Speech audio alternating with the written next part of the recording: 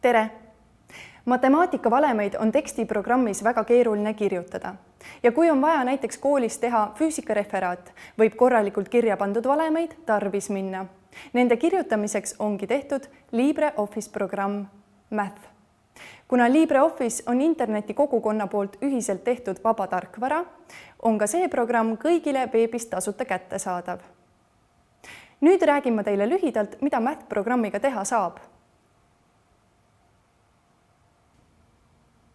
See on kiiruse valem. Tee pikkus on jagatud ajaga. Kui tekstiprogrammis võtaks sellise lihtsa valemi kirja panemine palju aega ja vaeva, siis Mathis käib see lihtsalt. Kohe vaatame, kuidas seda teha. Kõigepealt loome uue dokumendi. Et kirja panna kiiruse valem, on meil vaja kasutada murdu. Murru lisamiseks tuleb kasutada ingliskeelset sõna over. Rippmenüüst on seda valemi kuju lihtne leida.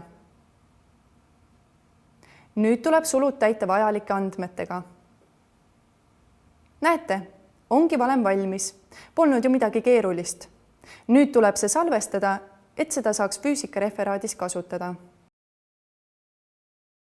Ja nüüd on valem valmis selleks, et seda kasutada teistes programmides. Näiteks Writeris tehtud füüsikareferaadis.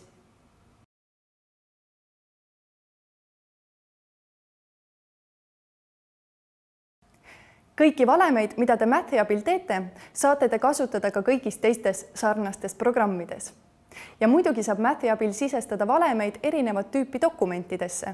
Lisaks tekstidokumendile ka tabelarvutusele, esitlusele või graafikadokumendile. Valemite kirja panemine on tõeliselt lihtsaks tehtud. Proovige ise järele.